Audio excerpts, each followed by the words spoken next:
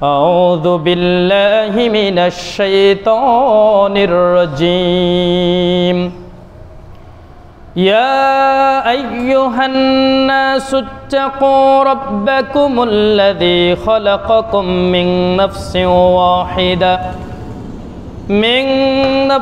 واحدة وخلق منها زوجها وبث منهما رجالا كثيرا ونساء واتقوا الله الذي تساءلون به والأرحم إن الله كان عليكم رقيبا أعوذ بالله من الشيطان الرجيم حاميم تنزيل من الرحمن الرحيم كتاب فصلت آياته قرآنا عربيا لقوم يعلمون بشيرا ونذيرا فأعرض أكثرهم فهم لا يسمعون وقالوا قلوبنا في أكنة مما تدعونا إليه وفي آذاننا وقر ومن بيننا وبينك حجاب فأمل إننا عاملون قل إنما أنا بشر مثلكم يوحى إلي أنما إلهكم إله واحد فاستقيموا إليه واستغفر وويل للمشركين عن عبد الله بن عمرو رضي الله تعالى عنه قال رسول الله صلى الله عليه وسلم من سلم المسلمون من لسانه ويده প্রশংসা আদায় করছি সে মহান সুবহানাহু ওয়া তাআলার দরবারে যার অশেষ মেহেরবানিতে আজকে একটি সপ্তাহ পর আবারও এই জুম্মা মসজিদে একত্রিত হতে পেরেছি। যে মহান সুবহানাহু ওয়া তাআলা আমাদেরকে এখানে আসার মতো তৌফিক এনায়েত করেছেন, যে মহান সুবহানাহু ওয়া তাআলা আমাদেরকে এখনো পর্যন্ত পৃথিবীতে বাঁচিয়ে রেখেছেন, সে মহান সুবহানাহু ওয়া তাআলার দরবারে শুকরিয়া বলি আলহামদুলিল্লাহ। সাথে সাথে সালাত ও সালাম বর্ষিত হোক শেষ নবী, সর্বশ্রেষ্ঠ নবী, যার মাধ্যমে আমরা সঠিক দিন পেয়েছি, সেই নবীর প্রতি সংক্ষিপ্ত দরুদ সালাত ও সালাম বর্ষিত হোক। আমরা সকলেই বলি সাল্লাল্লাহু আলাইহি ওয়াসাল্লাম। সম্মানিত হাজিরিন, আজকে আমরা সংক্ষিপ্ত জুম্মার খুতবার বিষয় নির্ধারণ করতেছি, ইসলাম চিরসত্য। আজকে আমরা সংক্ষিপ্ত জুম্মার খুতবার বিষয় নির্ধারণ করতেছি, ইসলাম চিরসত্য। এ বিষয়ে কারো সন্দেহ আছে নাকি? আমরা ইতিহাস থেকে দেখতে পাই যারা সবচাইতে বিরোধিতা করত ইসলামের, তারা কারা ছিলেন? মুশরিকরা। সবচাইতে বিরোধিতা করেছেন তাদের ভিতরে যে সমস্ত নেতারা। বিরোধিতা করলে কি হয়? মনে মনে সবাই আল্লাহর নবী সাল্লাল্লাহু আলাইহি সাল্লামের আনিত দিন বিধানকে সত্য বলেই মেনে নিত। বলি না সুবহানাল্লাহ। আল্লাহর নবী সাল্লাল্লাহু আলাইহি সাল্লামের দিন বিধানকে সত্য বলে তারা মেনে নিত। মনে মনে তারা ভাবত যে এটাই সত্য।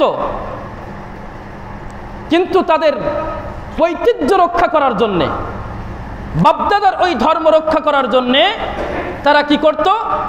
তাদের ওই ক্ষমতা চলে যাবে, বড়ত্ব চলে যাবে, বাপদাদার ধর্ম, ওই দিন চলে যাবে, বাদশাহী চলে যাবে। যার কারণে তারা কি করত?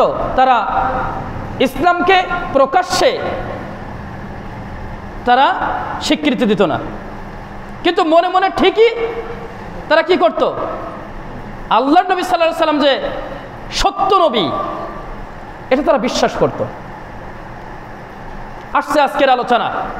গতদিনে যে আলোচনা ছিল ওই আলোচনার সারসংক্ষেপ, মানে যেগুলো বাদ ছিল, কিছু অংশ বাদ ছিল, সে অংশগুলো নিয়েই আমরা কথা বলার চেষ্টা করবো ইনশাআল্লাহ।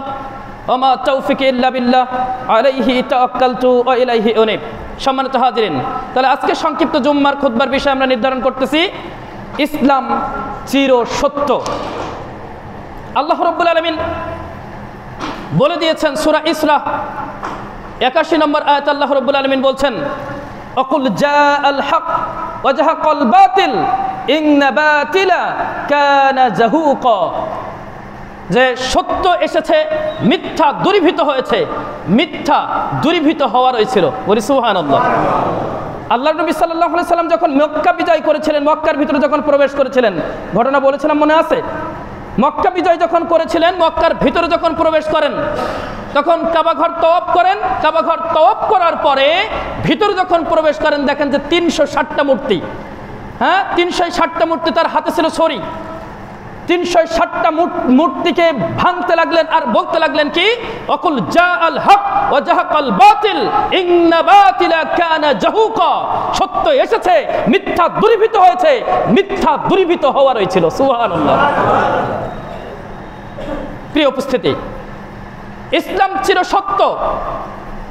যুগে যুগে আমরা কোরআন এবং সহিহ হাদিস থেকে সেটা আমরা প্রমাণ পাই, ইতিহাস থেকে প্রমাণ পাই। আমরা আলোচনা করেছিলাম ওমর ফারুক রাদিয়াল্লাহু তাআলা আনহু এর নিয়ে।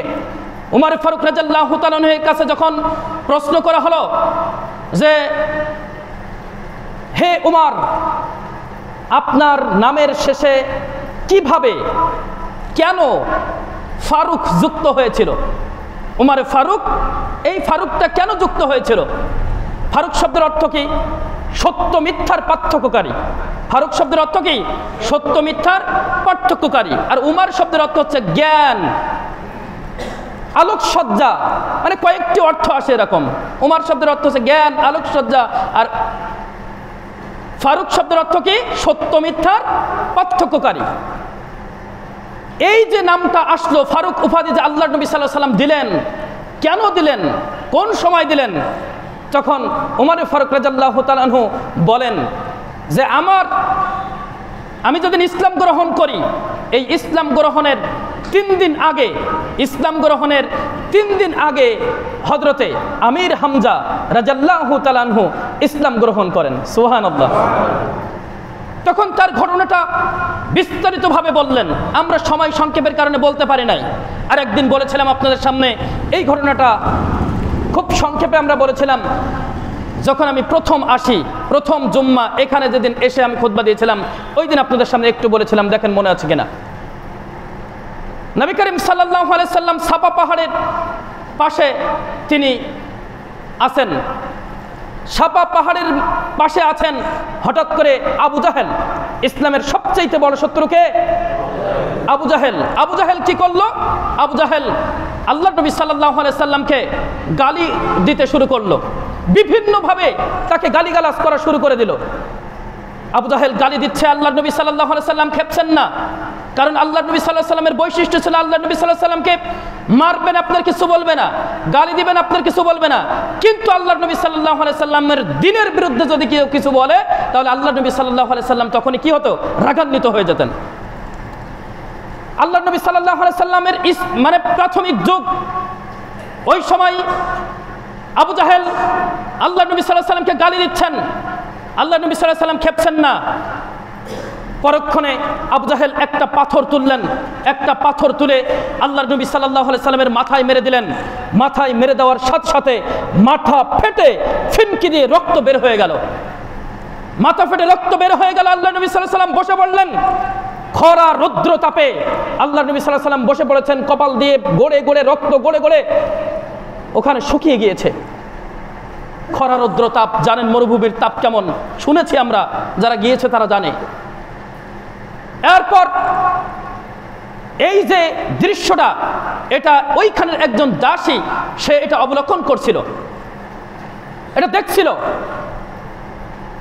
আবু জাহেল এদিকে মেরে চলে গেল। কুরাইশরা একটা মজলিস, ওই মজলিসে গিয়ে সে গর্ব করে অহংকার করে বলতে লাগলো, গর্ব অহংকার করে বলছে যে আমি মুহাম্মদকে এই করেছি সেই করেছি, হ্যাঁ গালি দিয়েছি, মাথা ফাটিয়েছি।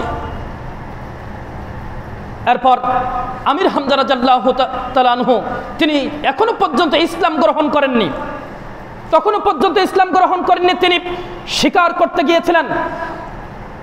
বনে যখন শিকার করে যখন ফিরছেন, সমস্ত শরীরে তীর সজ্জিত করা, সাজানো, তীর সাজানো, এই অবস্থায় আসছেন। ওই দাসী আমির হামজা রাদিয়াল্লাহু তাআলা আনহুকে বলছেন যে তোমার ভাতিজা মুহাম্মদকে আবু জাহেল মেরেছে। ভাতিজা মুহাম্মদের কাছে গেল, মুহাম্মদ তোমাকে কে মেরেছে? মুহাম্মদ সাল্লাল্লাহু আলাইহি সাল্লাম কথা বলে না, চুপ।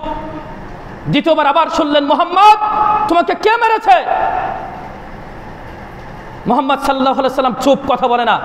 তৃতীয়বার আবার বললেন, একটু জোরপূর্বক বললেন, মুহাম্মদ তোমাকে কে মেরেছে বলো। যতক্ষণ পর্যন্ত আমি এর প্রতিশোধ না নেব ততক্ষণ পর্যন্ত আমি ঘরে ফিরব না, যতক্ষণ পর্যন্ত এর প্রতিশোধ না নেব তখনও পর্যন্ত সে ইসলাম গ্রহণ করেননি। কিন্তু নবীর প্রতি তার ভালোবাসা, নবীর দিনের প্রতি তার ভালোবাসা অটুট ছিল। নবী মুহাম্মদ সাল্লাল্লাহু আলাইহি সাল্লামের আনিত দিন বিধান সে মেনে নিয়েছিল। মনে মনে স্বীকার করত, কিন্তু প্রকাশ্যে সে স্বীকার করেনি। এরপরে নবী মুহাম্মদ সাল্লাল্লাহু আলাইহি সাল্লাম বলছেন যে চাচা আবু জাহেল আমাকে মেরেছে। অগ্নিশর্মা হয়ে হযরত আমির হামজা রাদিয়াল্লাহু তাআলা আনহু ছুটলেন, অগ্নিশর্মা হয়ে ছুটলেন, গিয়ে আবু জাহেলের কাছে গেল, গিয়ে বলছেন, ওহে গুহ দ্বারের বায়ু প্রবেশকারী, গুহ দ্বার দিয়ে বায়ু প্রবেশকারী। মানে ওই সময় সবচাইতে বড় গালি ছিল হচ্ছে এটা, মানে সবচাইতে মান সম্মানের আঘাত আসতো এই কথাটা বললে, গুহ দ্বার দিয়ে বায়ু ত্যাগকারী। তুই আমার ভাতিজা মুহাম্মদকে মেরেছিস, অথচ আমি তার দিনের উপরে আছি। সুবহানাল্লাহ বলবেন না? অথচ আমি তার দিনের উপরে আছি, সে যা বলে আমি সেটা বিশ্বাস করি। তুই আমার ভাতিজা মুহাম্মদকে মেরেছিস বলে তার হাতে যে তীর ছিল ওই তীর দিয়ে মাথায় দিল ঘা। মাথায় দেওয়ার সাথে সাথে আবু জাহেলের মাথা ফেটে রক্ত বের হয়ে গেল। আবু জাহেলের গোত্র বনু মাখজুম গোত্র, আর এদিকে হাশেম গোত্র হচ্ছে আমির হামজার। দুই গোত্রের মানুষেরা এবার কি করলো, উদ্যত হলো যে মারামারিতে লিপ্ত হবে। এমন সময় আবু জাহেল বলল, থামো, আমি সত্যি মুহাম্মদকে গালি দিয়েছি এবং তাকে আমি পাথর মেরে মাথা ফাটিয়ে দিয়েছি, তোমরা থামো। তখন এটা থেমে গেল। এই যে আমির হামজার ইসলাম গ্রহণ, এখানে কি হয়েছিল? এইখানে যখন আমির হামজা রাদিয়াল্লাহু তাআলা আনহু বলছেন যে তুই আমার ভাতিজা মুহাম্মদকে মেরেছিস, অথচ আমি তার দিনের উপরে আছি, বলছে যে যেই দিনের কারণে আজকে তুই মুহাম্মদ সাল্লাল্লাহু আলাইহি সাল্লামকে মারলি, ওই দিনটাই আমি গ্রহণ করে নিলাম। সুবহানাল্লাহ, সুবহানাল্লাহ। ইসলাম গ্রহণ করে নিলেন প্রকাশ্যে। সবচাইতে কুরাইশদের মধ্যে সবচাইতে শক্তিশালী যুবক ছিল কে? আমির হামজা রাদিয়াল্লাহু তাআলা আনহু। তারপরে কে ছিলেন? এই যে গত জুম্মায় যার কথা বললাম, কে? হযরত ওমর ফারুক রাদিয়াল্লাহু তাআলা আনহু। এই যে আবু সুফিয়ান, এই যে আমির হামজা রাদিয়াল্লাহু তাআলা ইসলাম গ্রহণ করলেন, এর 3 দিন পরে উমর রাদিয়াল্লাহু তাআলা ইসলাম গ্রহণ করলেন। ইসলাম গ্রহণ করার পরে যেই ঘটনা আপনাদের সামনে বলেছিলাম, আল্লাহর নবী সাল্লাল্লাহু আলাইহি সাল্লামের কাছে গেলেন। আল্লাহর নবী সাল্লাল্লাহু আলাইহি সাল্লামের কাছে গিয়ে বলছেন যে আমরা কি সত্য? ইয়া রাসূলুল্লাহ সাল্লাল্লাহু আলাইহি সাল্লাম, আমরা মরি কিংবা বাঁচি, আমরা কি সত্যের উপরে আছি? এই ঘটনা শুনেছিলাম না? সত্যের উপরে আছি। আল্লাহ নবী সাল্লাল্লাহু আলাইহি সাল্লাম বললেন, হ্যাঁ আমরা সত্যের উপরে আছি। তখন হযরত ওমর ফারুক রাদিয়াল্লাহু তাআলা আনহু বলছেন, যদি আমরা সত্যের উপরে থাকি তাহলে আমরা কেন লুকিয়ে লুকিয়ে দাওয়াত দেব? আমরা এবার প্রকাশ্যে আমরা দ্বীনের দাওয়াত দেব। সুবহানাল্লাহ বিহামদিহি। ওই যে আল্লাহ নবী সাল্লাল্লাহু আলাইহি সাল্লাম তার কথায় একগ্রতা প্রকাশ করে যে বের হয়ে গিয়েছিলেন। এই যে বের হয়ে গিয়েছিলেন, এই যে সত্য মিথ্যার পার্থক্যকারী, এখান থেকে তার নাম দেওয়া হয়েছিল ফারুক, উপাধি দেওয়া হয়েছিল ফারুক, হযরত ওমর ফারুক রাদিয়াল্লাহু তাআলা আনহু। প্রিয় উপস্থিতি, দেখেন আজকে আমরা আমাদের সংক্ষিপ্ত আলোচনার বিষয় যেটা নির্ধারণ করেছি যে ইসলাম চিরসত্য। আল্লাহর নবী সাল্লাল্লাহু আলাইহি সাল্লাম একদিন কাবা চত্বরে তিনি ঘুরছেন, ঘুরতে ঘুরতে বসে পড়লেন। যখন তিনি বসে পড়লেন তখন এই যে উতবা নামে একজন আছে, আল্লাহর নবী সাল্লাল্লাহু আলাইহি সাল্লাম ইসলামের প্রকাশ্য শত্রু, আমরা জানি না সবাই, এই উতবা সে চিন্তা করলো যে এই একটা সুযোগ, মুহাম্মাদের কাছে আমি যাব, মুহাম্মাদকে কয়েকটি প্রস্তাব আমি দেব, মুহাম্মাদের কয়েকটি প্রস্তাব আমি রাখবো, এই কয়েকটি প্রস্তাবের ভিতরে যে কোনো একটি সে গ্রহণ করবে। কিন্তু সে একা একা কিছু তো করতে পারে না, তার সঙ্গী সাথীদেরকে ডাকলেন, সঙ্গী সাথীদেরকে সাথে পরামর্শ করে বললেন যে কি করা যায়, এইটা আমি করতে চাচ্ছি। তখন সবাই বলল ঠিক আছে উতবা, তাহলে তুমি যাও। তখন উতবা গেল, নবী মুহাম্মদ সাল্লাল্লাহু আলাইহি সাল্লামের সামনে বসলেন। নবী মুহাম্মদ সাল্লাল্লাহু আলাইহি সাল্লামের কাছে গিয়ে বলছেন যে হে মুহাম্মদ, হে ভাতিজা মুহাম্মদ, এই আরবের বুকে তোমার কি মর্যাদা রয়েছে সেটা আমরা জানি, তোমার কি বংশের মর্যাদা রয়েছে সেটা আমরা জানি, কিন্তু তুমি যে দিন আনতেছো, তুমি যে দিন এনেছো, যেই দিনের দাওয়াত তুমি দিচ্ছ, এই দিনের জন্যে আমাদের সমাজে বিশৃঙ্খলা তৈরি হচ্ছে। নাউজুবিল্লাহি মিন যালিক। এই দিনের কারণে আমাদের সমাজে কি হচ্ছে? বিশৃঙ্খলা তৈরি হচ্ছে। আজও আমাদের সমাজে এরকম মানুষ আছে না?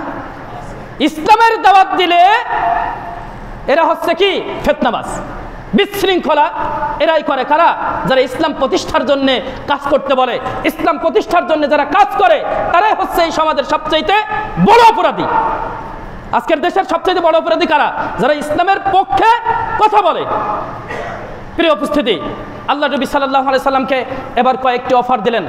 কয়েকটি অফারের মধ্যে ছিল প্রথম নম্বর যে আল্লাহ নবী সাল্লাল্লাহু আলাইহি সাল্লামকে অফার দিলেন, যদি তুমি অর্থ সম্পদ চাও তাহলে তোমাকে এত অর্থ সম্পদ আমরা দেব যে আমাদের মধ্যে থেকে সবচাইতে বেশি অর্থ সম্পদ আল্লাহ তোমাকে বানিয়ে দেওয়া হবে। এরপরে তাকে বলা হলো, যদি তুমি নেতা হতে চাও আমাদের এই গোত্রের, তাহলে তোমাকে নেতা বানিয়ে দেওয়া হবে, তোমার ছাড়া কোনো সালিশ হবে না। যদি তুমি বাদশা হতে চাও তাহলে আমরা তোমাকে বাদশা বানিয়ে দেব, দিয়ে আমরা কি করব? আমরা তোমার পেছনেই আনুগত্য করব। নবী করিম সাল্লাল্লাহু আলাইহি সাল্লামকে এভাবে করে কয়েকটি প্রস্তাব রাখলেন। কয়েকটি প্রস্তাব রাখার পরে নবী করিম সাল্লাল্লাহু আলাইহি সাল্লাম বললেন যে উতবা, তোমার কথা কি শেষ হয়েছে? তোমার কথা কি শেষ হয়েছে? উতবা বললেন, হ্যাঁ আমার কথা শেষ হয়েছে। তখন নবী মুহাম্মদ সাল্লাল্লাহু আলাইহি সাল্লাম বলছেন যে এবার তুমি আমার কথা শোনো। নবী মুহাম্মদ সাল্লাল্লাহু আলাইহি সাল্লাম বললেন, এবার তুমি আমার কথা শোনো বলে আল্লাহ নবী সাল্লাল্লাহু আলাইহি সাল্লাম তেলাওয়াত করতে লাগলেন সূরা হামিম সেজদা।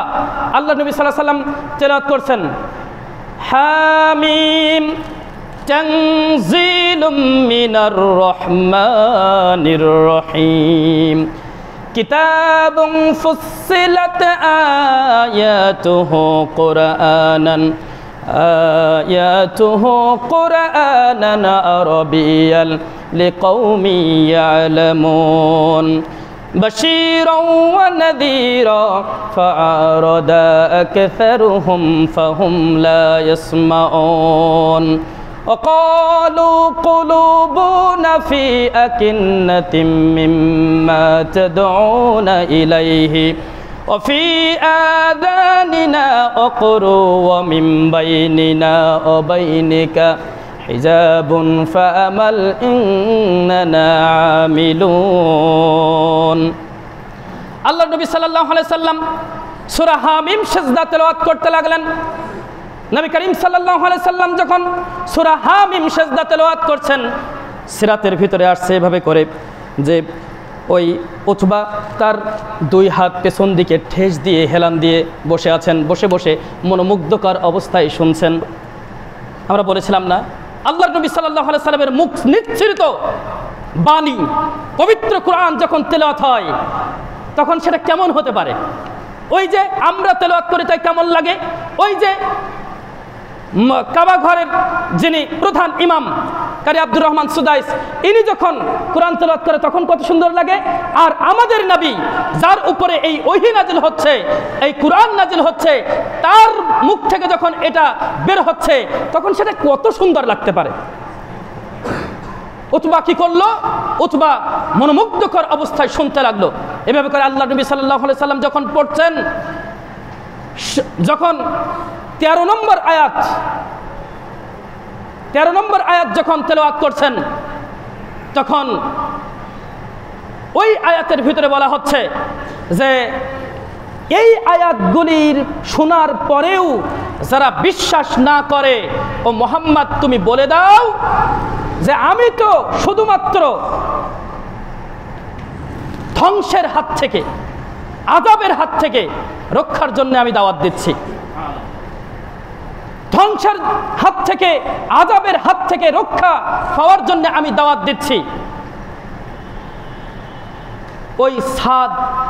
ওই যে আদ এবং সামুদ জাতির উপরে যেমন আযাব এসেছিল, গজব এসেছিল, এরকম গজবে তোমরা পতিত হবে না, বিধায় এই দাওয়াত আমি তোমাদেরকে দিচ্ছি। যখন এই আয়াতটা তেলাওয়াত করছিলেন, এভাবে করে আসছে যে ওই যে 2 হাত ঠেস দিয়ে বসেছিলেন না উতবা, সাথে সাথে উঠলেন, উঠে হাত দিয়ে মুহাম্মদ সাল্লাল্লাহু আলাইহি সাল্লামের মুখ চেপে ধরলেন।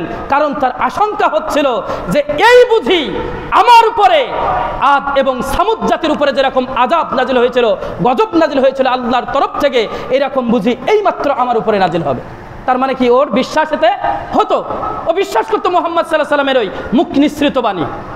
কেন বিশ্বাস করতো? আরো আসুন, ওখান থেকে এবার উতবা উঠলেন, উঠে চলে গেলেন। অনেক ঘটনা এখানে আয়াতের ভিতরে বলা হচ্ছে যে এটা আল্লাহর পক্ষ থেকে নাজিলকৃত কিতাব।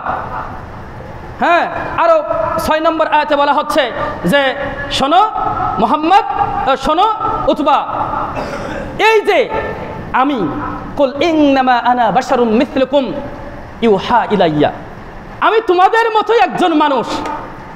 নবী মুহাম্মদ সাল্লাল্লাহু আলাইহি সাল্লাম কাদের মতো মানুষ? আমাদের মতোই একজন মানুষ। শুধু পার্থক্য কি? শুধু পার্থক্য হচ্ছে তার কাছে ওহী আসে। সুতরাং তোমরা আল্লাহর দিকে, তার দিকে সোজা হয়ে দাঁড়াও এবং তার কাছে ক্ষমা প্রার্থনা করো। অনেক ঘটনা আসছে। অথবা ওখান থেকে উঠে চলে গেল। যে যাই বলি না কেন, মুহাম্মদ সাল্লাল্লাহু আলাইহি সাল্লাম আরো বললেন যে যাই বলি না কেন তোমরা একটা কথাই বলবা। সেটা কি?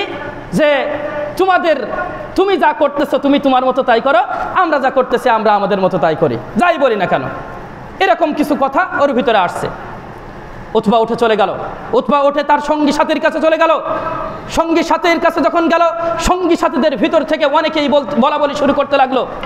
অনেকেই বলতে শুরু করলো উতবা যেই চেহারা নিয়ে মুহাম্মাদের কাছে গিয়েছিল, ওই চেহারা নিয়ে কিন্তু উতবা আর ফিরে আসছে না। চেহারার বিকৃতি ঘটে গেছে, চেহারার বিকৃতি ঘটে গেছে। উতবা গিয়ে বসলেন। বসার পরে সঙ্গী সাথীরা জিজ্ঞাসা করলো যে কি খবর বলো।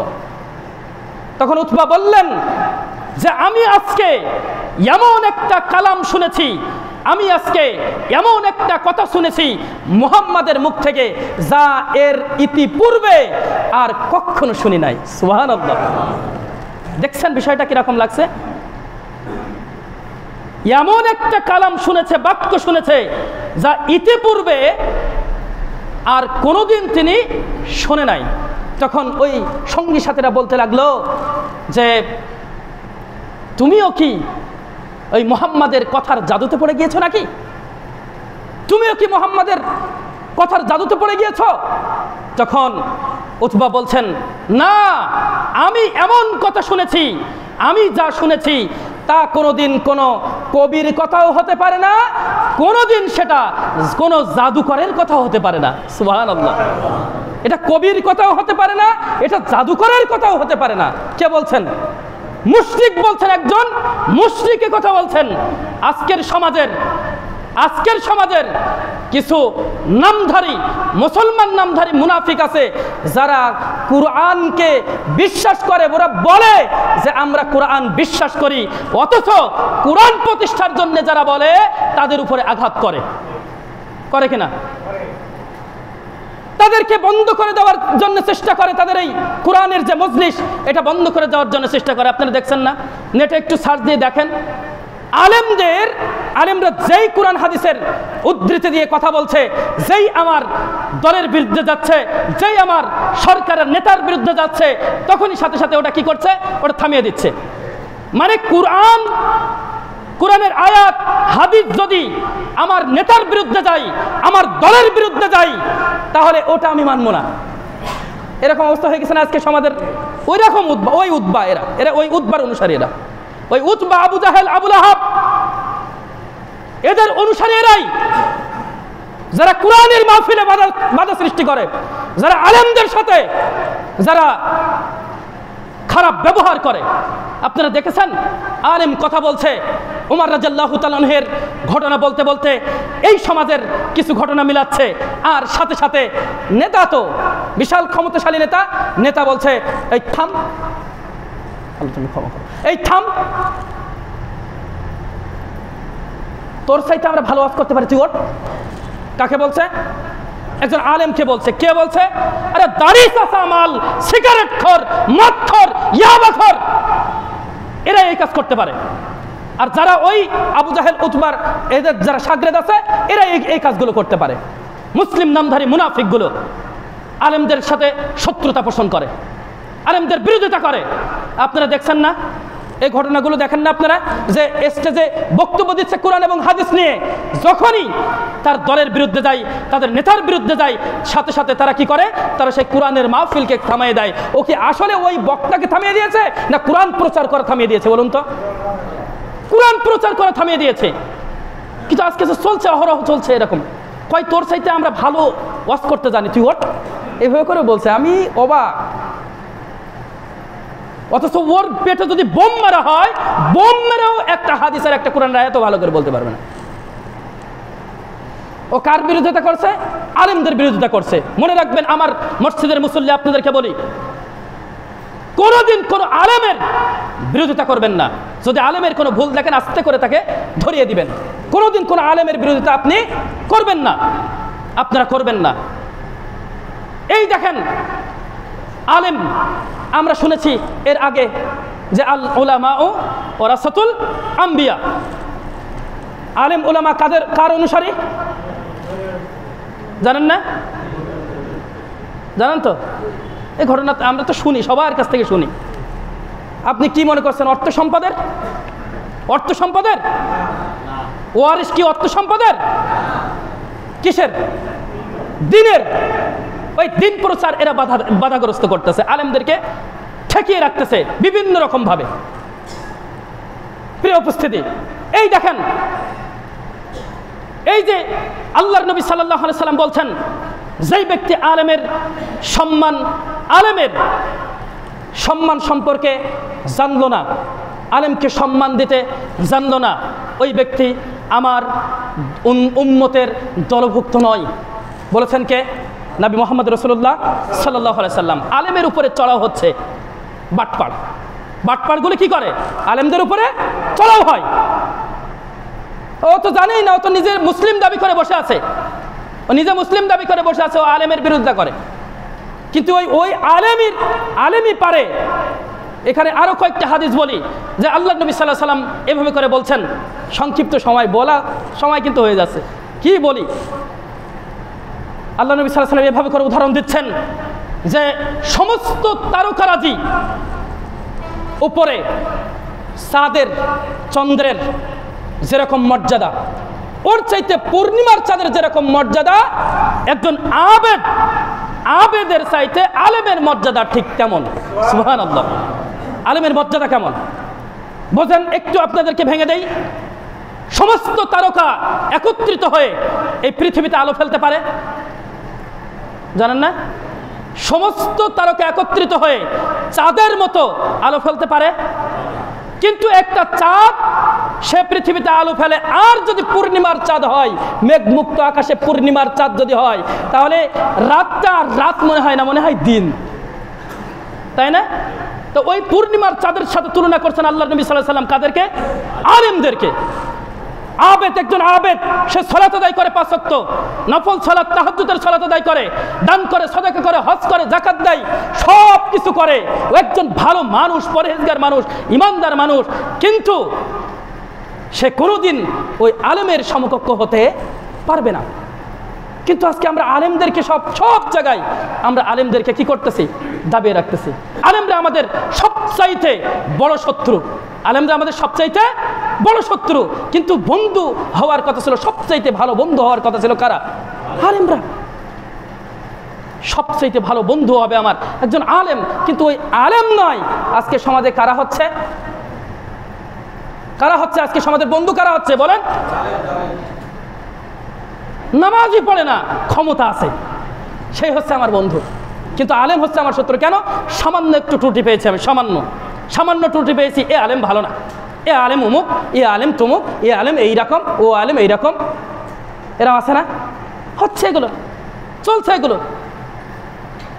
প্রিয় উপস্থিতি, যে মতের, যে পথের, যে মানের আলেম হোক না কেন, তাকে আপনারা সম্মান করবেন। রাজি আছেন? তাকে আপনারা সম্মান করবেন। তাদের সাথে কোনোদিন তাদের পেছনে লাগবেন না, ধ্বংস হয়ে যাবেন।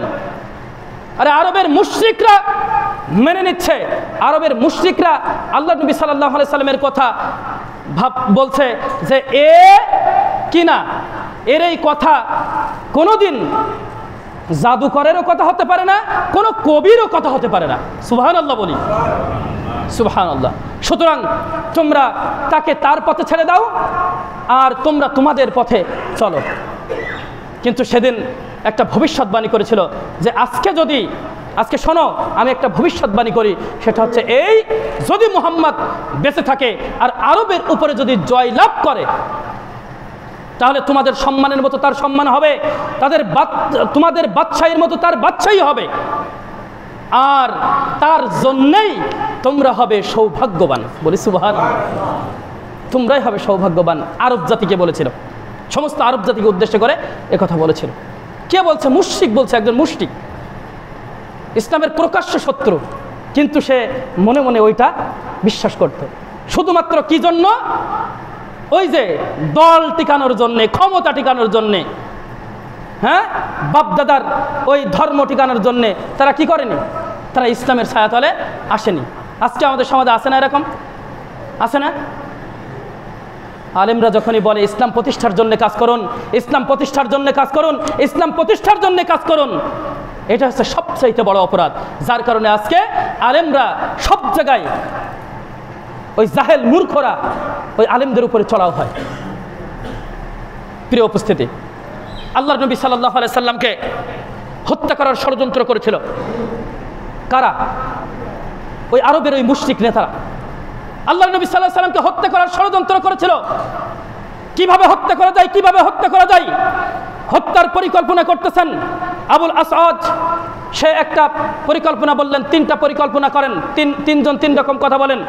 1 নম্বর হচ্ছে আবুল আসাদ নামে একজন, সে বলল যে তাকে আমরা আমাদের মধ্য থেকে বের করে দিব, তাকে আমরা আমাদের মধ্য থেকে বের করে দিব, তাকে মক্কায় থাকতে দেব না, এরপর তার ব্যাপারে কোনো খোঁজখবরও রাখবো না। তাহলে তার কাজ সে করুক, অন্য জায়গায় চলে যাক, তার কাজ সে করবে, আমাদের কাজ আমরা করব, আমরা মুক্ত। তখন শেখ নসদি রূপে শয়তান, এই শয়তান বলল এটা কোনো কাজের কথা নয়, কারণ ও যেখানে যাবে ওর দেখুনে ওর মুখের কথা কত মিষ্টি। সুবহানাল্লাহ বলি। কে বলছে?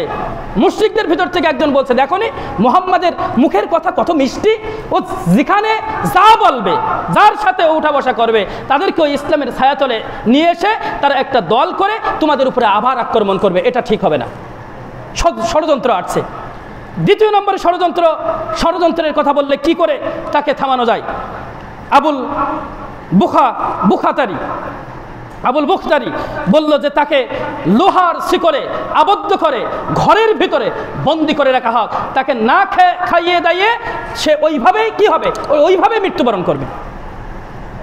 এই বেটা, এই যে আবুল বুখতির এই যে পরামর্শটা দিয়েছিল না, ঠিক ওইভাবেই আল্লাহ রাব্বুল আলামিন তাকে মৃত্যুদান করেন। সুবহানাল্লাহ। আল্লাহ নবী সাল্লাল্লাহু আলাইহি ওয়াসাল্লামকে মৃত্যুর পরিকল্পনা করছেন, কিভাবে ষড়যন্ত্র করছেন, কিভাবে তাকে মারা যায়, ঠিক ওইভাবেই কি করছেন আল্লাহ তাআলা দেখিয়ে দিচ্ছেন, ওইভাবেই তার মৃত্যু হলো। এরপরে যখন এই প্রস্তাব দিল, শেখ নজদিরূপী শয়তান বলল এটাও এই প্রস্তাবও গ্রহণযোগ্য নয়, কারণ যদি ওর ছেলেবেলারা যদি জানতে পারে, মুহাম্মদ সাল্লাল্লাহু আলাইহি ওয়াসাল্লামের শাগরেদরা যদি জানতে পারে, সঙ্গী সাথীরা যদি জানতে পারে, তাহলে তারা একজোট হয়ে আবার তারা আমাদের সাথে যুদ্ধ করে মুহাম্মদ সাল্লাল্লাহু আলাইহি ওয়াসাল্লামকে ছাড়িয়ে নিয়ে যাবে। এরপরে তৃতীয় নম্বর প্রস্তাব দিল মক্কার সবচেয়ে জঘন্য অপরাধী আবু জাহেল। মক্কার সবচেয়ে জঘন্য অপরাধী আবু জাহেল প্রস্তাব রাখলেন যে আমরা মক্কার যে সমস্ত যুবক রয়েছে, টকবুকে যুবক, ঝাড়া যুবক যারা রয়েছে, এই যুবকগুলোকে একত্রিত করব। যুবকগুলোকে একত্রিত করে তাদের হাতে আমরা অস্ত্র তুলে দেব।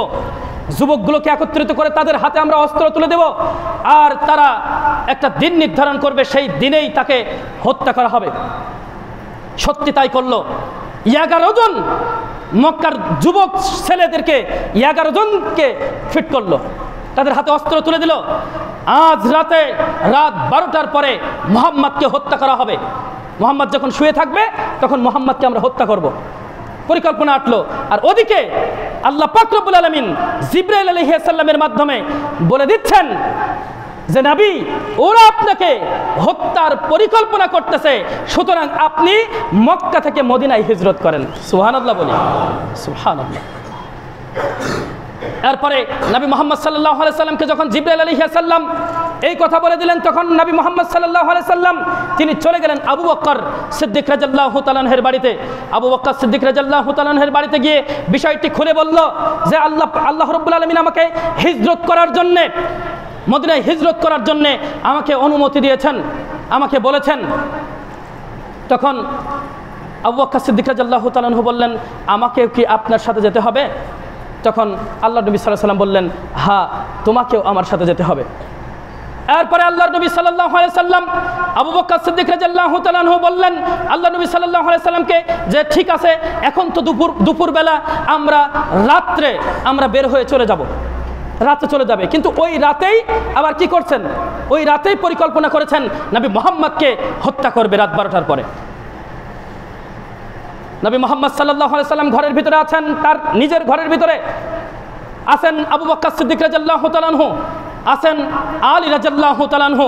আলী রাদিয়াল্লাহু তাআলা আনহুকে বললেন রাসূলুল্লাহ সাল্লাল্লাহু আলাইহি সাল্লাম যে, হে আলী, তুমি আমার যে নীল চাদরটা আছে, যেটা গায়ে দিয়ে আমি শুয়ে থাকি, নীল চাদর ছিল আল্লাহর নবী সাল্লাল্লাহু আলাইহি সাল্লামের, ওইটা গায়ে দিয়ে শুয়ে থাকতেন, যেটা গায়ে দিয়ে আমি শুয়ে থাকি, এই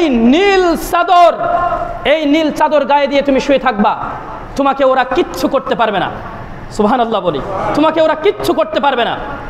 এরপরে নবী মুহাম্মদ সাল্লাল্লাহু আলাইহি সাল্লাম অপেক্ষা করছেন। হঠাৎ করে চতুর্দিকে নবী মুহাম্মদ সাল্লাল্লাহু আলাইহি সাল্লামের ঘরের চতুর্দিকে ওই যে 11 জন যে ফিট করা হয়েছে, চতুর্দিকে ওত পেতে বসে আছে। নবী মুহাম্মদ সাল্লাল্লাহু আলাইহি সাল্লাম কখন ঘুমাবে, রাত 12টা কখন বাজবে, আর কি তাকে হত্যা করব। এরপর নবী মুহাম্মদ সাল্লাল্লাহু আলাইহি সাল্লামকে জিবরাইল আলাইহিস সালাম বলে দিলেন যে তোমাকে এই মুহূর্তে বের হয়ে পড়তে হবে। নবী মুহাম্মদ সাল্লাল্লাহু আলাইহি সাল্লাম বের হলেন ঘরের ভিতর থেকে, ঘরের ভিতর থেকে বের হয়ে এক মুষ্টি বালু নিলেন।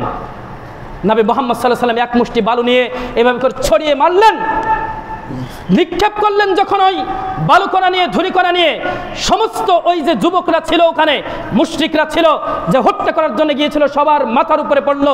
মাথার উপরে পড়ার সাথে সাথে সামনে দিয়ে, পেছন দিয়ে আল্লাহ রাব্বুল আলামিন প্রাচীর তৈরি করে দিলেন, তাদের সামনে দিয়ে একটা পর্দা ফেলে দিলেন। সুবহানাল্লাহ। সেই কথা আল্লাহ পাক রব্বুল আলামিন বলছেন সূরা ইয়াসিন 9 নম্বর আয়াতে আল্লাহ রাব্বুল আলামিন বলছেন, ওয়াজআলনা মিন বাইনি আইদিহিম সাদ্দা ওয়া মিন খালফিহিম সাদ্দা ফাআগশাইনাহুম ফাহুম লা ইবসিরুন। আল্লাহ রাব্বুল আলামিন বলছেন, আমি তাদের সামনে এবং পেছনে প্রাচীর স্থাপন করেছি, অতঃপর তাদেরকে আবৃত করে দিয়েছি, তাদের সামনে পর্দা ফেলে দিয়েছি, যাতে করে মুহাম্মদ সাল্লাল্লাহু আলাইহি সাল্লামকে তারা আর দেখতে পেল না। সুবহানাল্লাহ। ওইভাবে আল্লাহর নবী সাল্লাল্লাহু আলাইহি সাল্লাম বের হয়ে চলে গেলেন। ওইভাবে আল্লাহর নবী সাল্লাল্লাহু আলাইহি সাল্লাম বের হয়ে চলে গেলেন। আল্লাহর নবী সাল্লাল্লাহু আলাইহি সাল্লাম যখন আবু বকর সিদ্দিক রাদিয়াল্লাহু তাআলা আনহুর ঘরের জানালা দিয়ে বের হয়ে চলে গেছেন, তখন একজন হঠাৎ করে আসলো, একজন আগন্তুক ব্যক্তি, নাম নেই, একজন আসলো, এসে বলছে, তোমরা কার জন্য অপেক্ষা করছো? বলে, আমরা মুহাম্মদকে হত্যা করার জন্যে আমরা এখানে অপেক্ষা করছি। বলছে, তা আর হবে না, কারণ মুহাম্মদ সে বের হয়ে চলে গিয়েছে তোমাদের মাথায় ধুলা দিয়ে। সাথে সাথে তারা মাথায় হাত দিল, মাথায় হাত দিয়ে দেখে যে সব ধুলা নিয়ে দেখছে। সর্বনাশ, কিভাবে চলে গেল? দরজা খুললো, মুহাম্মদ সাল্লাল্লাহু আলাইহি সাল্লামের ঘরের দরজা খুললো। দরজা খোলার পরে দেখে মুহাম্মদ সাল্লাল্লাহু আলাইহি সাল্লাম তো শুয়ে আছে, অথচ ওখানে শুয়ে আছে কে? আলী রাদিয়াল্লাহু তাআলা আনহু। মুহাম্মদ সাল্লাল্লাহু আলাইহি সাল্লাম তো শুয়ে আছে, আলী রাদিয়াল্লাহু তাআলা আনহু মুহাম্মদ সাল্লাল্লাহু আলাইহি সাল্লামের ওই নীল চাদরটা মাথায় দিয়ে মুড়িয়ে দিয়ে সে শুয়ে আছে। সকাল যখন হলো তখন অপেক্ষা করছে এরা। সকাল যখন হলো যখন আলী রাদিয়াল্লাহু তাআলা উঠলেন, দেখলেন সর্বনাশ, সত্যিই তো মুহাম্মদ সাল্লাল্লাহু আলাইহি সাল্লাম চলে গিয়েছেন। এই যে ষড়যন্ত্র এটা ছিল, আজকেও এই ইসলাম ধ্বংস করার জন্যে, আলেম ওলামাদেরকে ধ্বংস করার জন্যে আজকেও এক শ্রেণীর মুসলিম নামধারী মুনাফিক তারা ষড়যন্ত্র আটছে কিনা? লাভ হবে? দাবিয়ে রাখতে পেরেছিল আল্লাহ নবী সাল্লাল্লাহু আলাইহি সাল্লামকে? ইসলামকে কোনোদিন কেউ দাবিয়ে রাখতে পারবে? এটা ঠিকই সময় হলে দেখবেন যে কিভাবে ইসলাম প্রতিষ্ঠা হয়ে গেছে, আপনি নিজেই বুঝতে পারবেন না। আজীবন আপনাকে যেই বলি আমি যে আসুন আমরা আল্লাহর দিন প্রতিষ্ঠার জন্য কাজ করি, আপনারা এক বাক্যে বলেন, হ্যাঁ আমরা রাজি আছি। রাজি আছি কেমনে? রাজি আছি আজীবন আমরা ইসলামের বিপক্ষে চলবো। হ্যাঁ, ইসলাম ধ্বংসের কারখানা যেগুলো সেগুলোতে যোগ দেব, আর আমরা মুখে বলবো আমরা ইসলাম প্রতিষ্ঠার জন্য রাজি আছি। আমরা আজীবন কি করব? ইসলামের পক্ষে বলবো যে হ্যাঁ ইসলাম প্রতিষ্ঠা আমরা চাই, কিন্তু আপনি কোনোদিন আপনার সন্তানকে চাচ্ছেন না যে আমার সন্তান একজন আলেম তৈরি হোক। বলুন, আপনি চান? আপনি এইটা চান আমার সন্তান একজন বড় অফিসার হোক, বড় চাকরিজীবী হোক, আমার সন্তান বড় চাকরি করবে, ব্যবসা বাণিজ্য করবে বড়, তারপরে আমাদেরকে খাওয়াবে, এটা চান আপনি। কিন্তু আপনার এই টার্গেট নেই, আমার সন্তান একটা আমি বড় আলেম তৈরি করব, ইসলামের জন্যে, ইসলামের খেদমতের জন্যে, ইসলাম প্রতিষ্ঠার জন্যে সে কাজ করবে, এই চিন্তাভাবনা আমাদের নেই। আমরা কিন্তু সবাই আছি মুখের ফোটানি, মুখের বলি, আমরা ইসলাম চাই, আমরা ইসলাম প্রতিষ্ঠার জন্য কাজ করতে চাই, অথচ আমরা কি বা আমার রামে চলে যাব, আছে না নাই? চলে যাচ্ছে। প্রিয় উপস্থিতি, আজকে সংক্ষিপ্ত আলোচনার বিষয় আমরা নির্ধারণ করেছিলাম ইসলাম চিরসত্য। আপনারা কি কিছুটা হলেও বুঝতে পেরেছেন যে ইসলাম চিরসত্য? ওই যে প্রথম আয়াত, আকুল জাআল হক ওয়া জাহাকাল বাতিল ইন্না বাতিলা কানা জাহুকা, সত্য এসেছে, মিথ্যা দূরীভূত হয়েছে। এই যে সত্য এসেছে, এই সত্য কোন সত্য? আরে এক বাক্যে সবাই কথা বলেন না কেন? এই সত্য কোন সত্য? সন্দেহ আছে কারণ? এই সত্য হচ্ছে ইসলাম। প্রিয় উপস্থিতি, আল্লাহ তাআলা আমাদের সকলকে এই যে আলোচনা করলাম, এই আলোচনা দিয়ে যেন উপকৃত করেন, আমরা বলি আল্লাহুম্মা আমিন।